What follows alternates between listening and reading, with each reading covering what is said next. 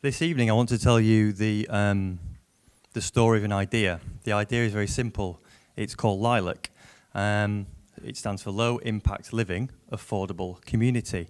But it's an idea that became a reality, and that's the story I want to tell you. It's a story of a group of ordinary citizens that got together to make that idea into a reality.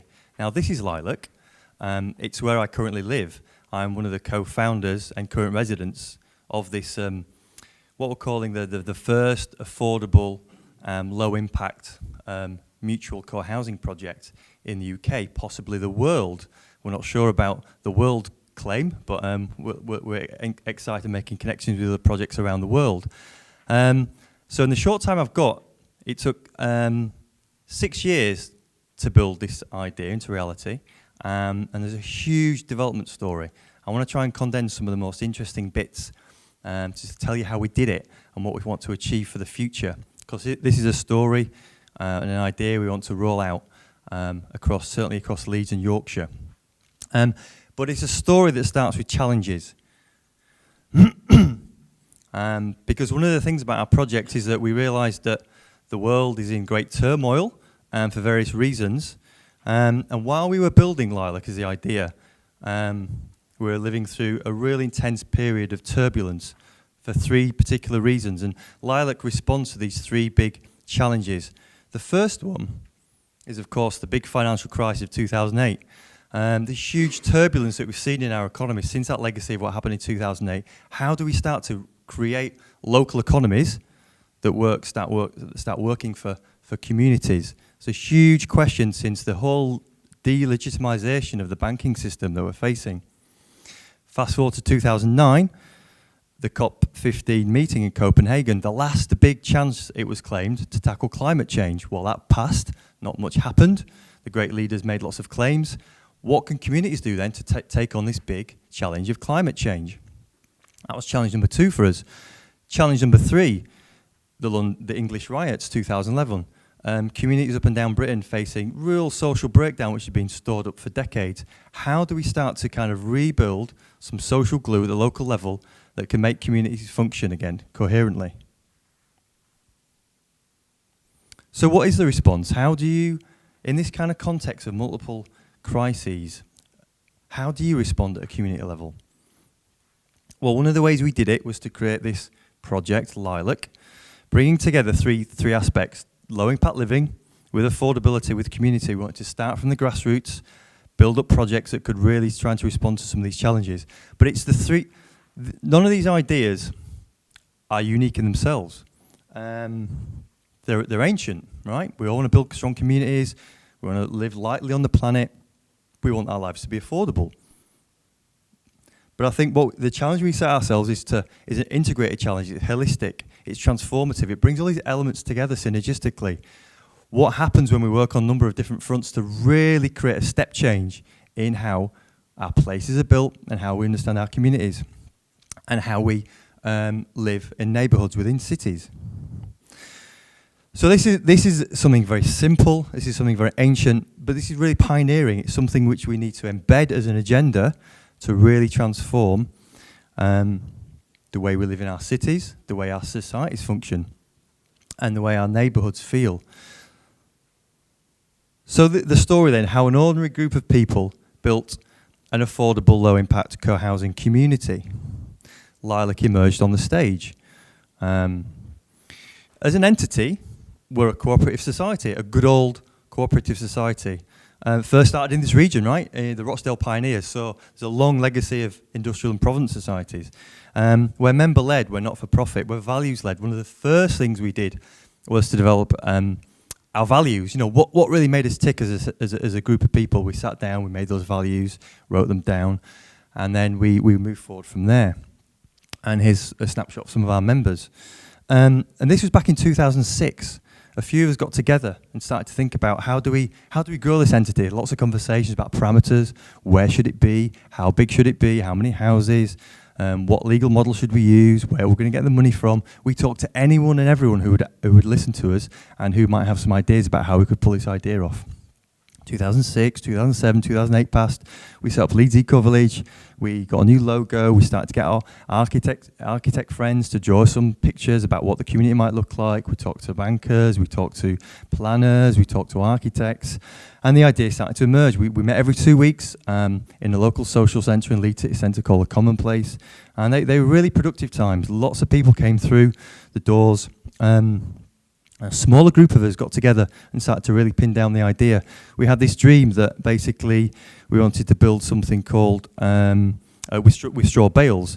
So we took some inspiration from National Straw Baler, who was building these kinds of houses from straw bales with a prefabricated system in Bristol.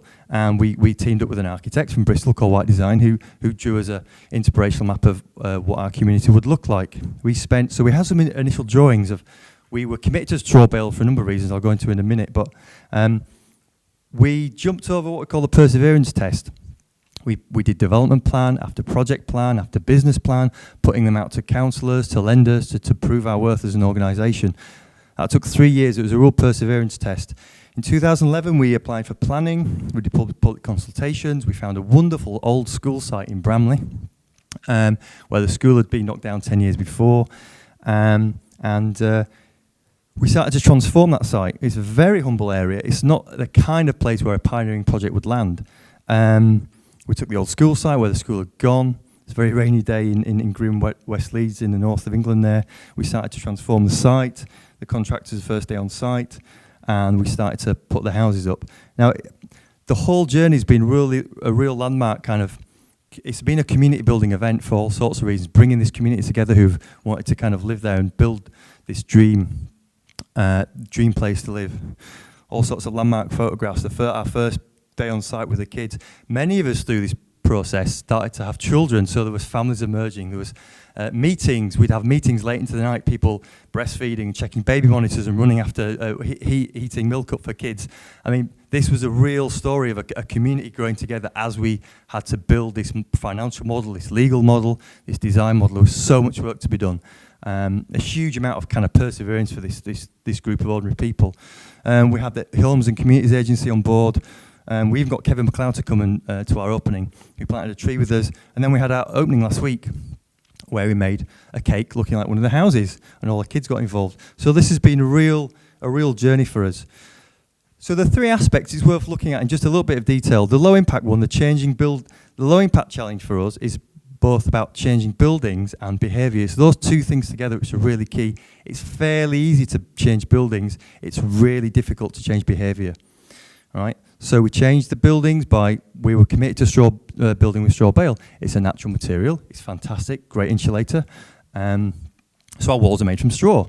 3 natural materials: straw, timber, and lime. Beautifully natural. It's a prefabricated technique called mod cell. You build a timber box, put a straw in it, spray it with lime, and you bring those panels to site, and the community goes up fairly rapidly. It's a wonderful build process, like Lego bricks, watching your community go up. And the product is something like this. These are our homes, and the lime render on the outside, very square, very modular, very contemporary looking. The buildings perform excellently. Here's my temperature monitor from Tuesday night. It's 19 degrees inside, and it's 9 degrees outside. No heating on, not had my heating on since May. So the straw bale walls are a wonderful insulator, really fantastic performance. And we have these things called mechanical ventilation with heat recovery units, MVHR. Nice bit of kit, quite simple bits of technology, which capture the heat and recycle it around your house. Ours are above the cooker. So very simple, very light use of technology, but the main thing is really getting the community to behave differently. We've got many community agreements, so everything from pets to car parking to community meals, which has been a great device for us to talk about how we want to live differently. And then we write them down in agreements when we feel they kind of work. At the heart of it, though, is a common house. Now, we're a co-housing development, and co-housing is a design methodology. It's a big movement around the world. And at the heart of every co-housing community is a common house. The common house is a great building. It's a shared facility by all the residents. We don't have washing machines in our house. They're in the shared building, and we have a workshop, so we can share facilities. We don't have to have 20 lawnmowers. We don't have to have any washing machines. We don't have to have 20 power drills. We can share this stuff, thus reducing both the environmental and the economic footprint of the community. In airtight houses, you don't have letterboxes, so we've got a communal facility. We gather around, we meet each other over the post room, the notice board, in the common house. It's a fairly humble space, so we've got a shared kitchen where we eat twice a week. We've got a multifunction room, but it's a real social hub for bringing us together. One of the key things about the way we live in a low impact way, we've got 2 small pocket car parks.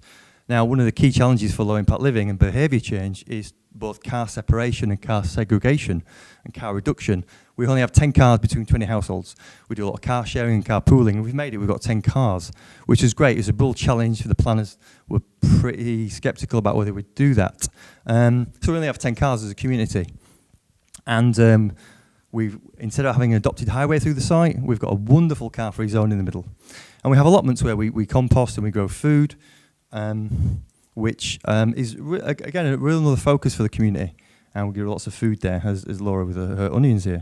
The second really key bit is the affordability revolution behind the scheme. Green housing's got to be for all, right? This is not just some kind of green ghetto. It really must be something which is widely accessible. As a cooperative, we're connected to the international cooperative movement, which is embedded within the 7 corporate principles. So real landmark kind of issues there. And we're a mutual home ownership society. There's no time to go into some of the detail here, but it's a completely new form of tenure. It's a mutual form of tenure where you own the equity in your home as a member of the cooperative. And very simply, everyone pays the same proportion. Everyone pays 35% of their net income to the society, and that pays the corporate mortgage with the bank. It's a completely different new way of owning your home. That's the wow factor behind it. That's the way we're decommodifying and fighting speculation within the housing market, and that's the big agenda we have to take on. There's a really complex, nice graph here just to prove we've thought about it. I'm not going to even mention anything on this, but it's a very complex model and it all kind of works very nicely, and we're really keen to kind of share this with other people. And we've got some really good software behind it which runs it, because there's some really complex algorithms which we all scratched our heads with over the years about how the whole thing runs, but we've put it all into a bit of software now. And then the third aspect, community. This is a mutual living revolution, right? This is an old form of association and togetherness which we're re-embedding within our neighbourhoods. So one way we did it, we designed our own communities. We sat down with the architects over 2 or 3 years, designed our community, which led to this wonderful plan, which became this 2D vision which we laid out, which became the 3D vision of the community LILAC, the wonderful sustainable urban drainage pond in the middle, the blocks laid out. It's a beautiful, beautiful space. And so many communities could be retrofitted with these kind of design principles quite easily, to really make beautiful places. And the insides are wonderful as well. Beautiful south-facing glazing to make use of the solar gain from the south in this part of the world. And it's an intergenerational place. So the car-free area is a wonderful place for kids to grow and to learn and to share. So what next then? So we've had huge press coverage. We've created a beautiful place to live. And we don't want to be selfish about it. We've created this wonderful place. So how do we get this model out? How do we make a bigger impact than the beautiful place we've made? Well, there's so many kind of lessons and values from LILAC that we want to share and that we want to try and embed within how cities are built and how communities are formed. There's so many here, and I'll just pick on a few. I'll pick on 3. The big decarbonisation challenge. How do we start to really radically decarbonise cities, right? Beyond all the easy stuff. How do we start to really enact behaviour change, which is going to push those big targets towards 80 or 90% decarbonisation by 2050? How is each community going to do that? How are we going to change our behaviour? So LILAC is a living experiment into all that. In terms of affordability, we've really got to start decommodifying and challenging speculation in the housing market. We've got to start right now. We've got to take the profit out of housing, and we've got to stop asset bubbles emerging. And that will embed stronger communities in the future. And then we need to use consensus, direct democracy, sharing, new forms of co-production and co-ownership to really re-embed new forms of community within our lives. So there's a huge potential here, but there's a low conversion rate. If you're an entrepreneur, we would need to do really quick things to get this movement off the ground. So what are they? Well, organisations that put the challenges they face and their values up front are going to be the strongest ones in the future, are going to take on these challenge agendas, just like we did. As a perseverance test, groups need to keep going. Groups need to not give up year after year. You know, ours was a 6-year development journey. Hopefully others will be shorter, but groups need to realise there's a long haul here to really take on this big agenda. Great group process and good communication is key. There's all sorts of skills out there. How do we facilitate meetings? How do we make good decisions? How do we learn non-violent communication? All these skills need re-embedding within community life to make good communities work.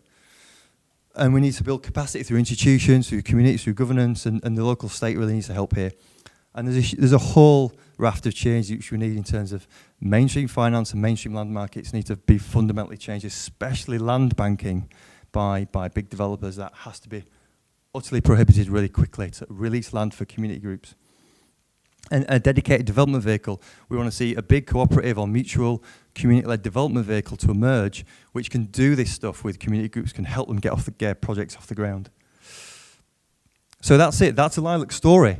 It's something I want to share with you. It's something I want people to take aspects on, make it their own. It's such a diverse learning experiment that there's so many bits of LILAC we can learn from, and we want people to visit, to see the idea, and to kind of, I want to see more LILACs, more cooperative, affordable communities emerge across England and wherever. So thank you.